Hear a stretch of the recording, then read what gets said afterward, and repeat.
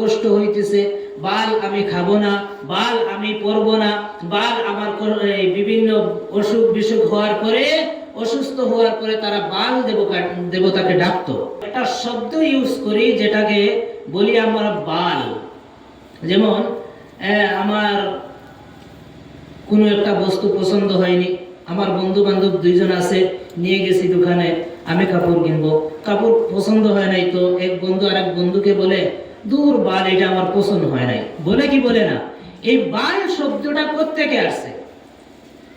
বাল শব্দ যদি আরবিতে আপনি বলেন তাহলে এর অর্থ হলো বরং, বরং। আর এই বাল শব্দটা আসছে আসলে এই ইহুদি বেঈমানদের কাছ থেকে। তার মানে বাল নামের এক দেবতা ছিল, দেবতা একজন ছিল বাল নামের। মিশরের সভ্যতার মধ্যে যেগুলা দেবতা বানানো হতো, সেই দেবতার দুই পার্শ্বে দুইটা শিং দেওয়া হতো, আর মাঝখানে একটা সূর্যের মতো তারা বানাইতো, যে দেখতে সূর্যের মতো দেখা যাইতো। তো এই বাল দেবতাকে তারা যখন বানাইছে, দুই দিকে দুইটা শিং দিয়েছে এবং মাঝখানে একটা সূর্য দিয়েছে। আর এই বাল দেবতার উপাসনা করতে গিয়া তারা বিভিন্ন সময়, আমরা যেমন বলি, ইস আমার কষ্ট হইতেছে, আল্লাহ, আল্লাহ বলি না ভাই, আমরা বলি আল্লাহ, বা বিভিন্ন কারণে আমরা আল্লাহকে ডাকি। তখনকার যুগের মানুষেরা এই বাল দেবতাকে ডাকতো আর বলতো, বাল আমার কষ্ট হইতেছে, বাল আমি খাবো না, বাল আমি পরবো না, বাল আমার বিভিন্ন অসুখ বিসুখ হওয়ার পরে, অসুস্থ হওয়ার পরে তারা বাল দেবতাকে ডাকতো। এই সভ্যতা ইহুদি খ্রিস্টান থেকে নিয়ে সমস্ত মুসলমানের কাছে যখন পৌঁছে গেল, তখন থেকে এই বাল দেবতা এখন আর দুনিয়াতে নাই, কিন্তু ইতিহাসের পাতায় আছে, এমনকি কোরআনে কারীমের মধ্যেও আছে। আল্লাহ বলেন, আতাদউনা বা'লাউ ওয়া তাযারুনা আহসানাল খালিকিন। আল্লাহ কি বলেন জানেন? আল্লাহ বলেন, তোমরা কি এই সর্বশ্রেষ্ঠ আল্লাহকে বাদ দিয়া তোমরা কি বাল দেবতাকে ডাকবা? আতাদউনা বা'লাউ, তোমরা কি বালকে ডাকবা?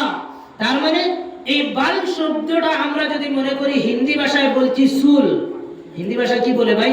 সুলকে বাল বলে না। যদি আপনি মনে করেন এটা হিন্দি ভাষায় বলা হয়েছে সুলকে, আসলে এই কথার দ্বারা এই কথার মিল নাই। কারণ কোনো মানুষ জিন্দেগি সুস্থ মেধাওয়ালা কোনো বান্দা বলবে না চুল আমার পছন্দ হয় নাই, বলবে? বলবে কি যে চুল আমি ভাত খাবো না, চুল আজকে আমি ঘুমাবো না, কোনোদিন বলবে না। তাহলে বোঝা গেল এই শব্দটা হিন্দি ভাষা দিয়ে চলে না, এটা এই যুগের প্রাচীন যুগের যে বাল দেবতা ছিল, সেই বাল দেবতাকে মানুষ অনুসরণ করে করে আজকে মুসলমানের ঘরে পর্যন্ত এই বাল দেবতাকে ডাকা হয়।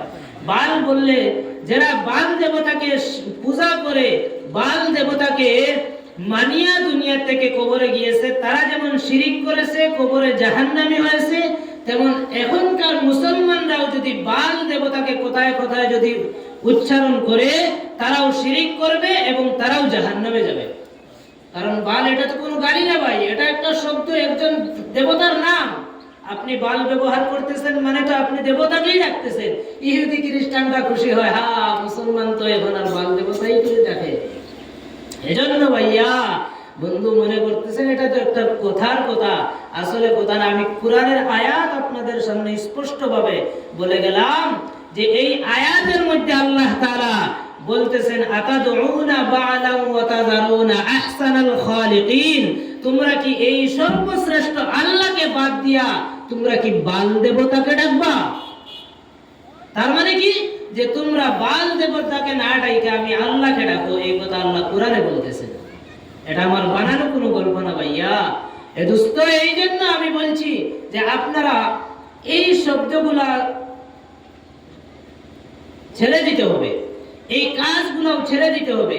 এই যে বাল দেবতার শব্দটা, বাল ডাকার যখন মানুষের কাছে ফেরানো হয়েছে, তখন বাল দেবতাকে তারা শেষ করে দিয়েছে। এখন বাল দেবতা নাই, ইতিহাসের পাতায় রয়েছে, মানুষের মুখে মুখে রয়েছে, কিন্তু দেবতাটা এখন আর নাই।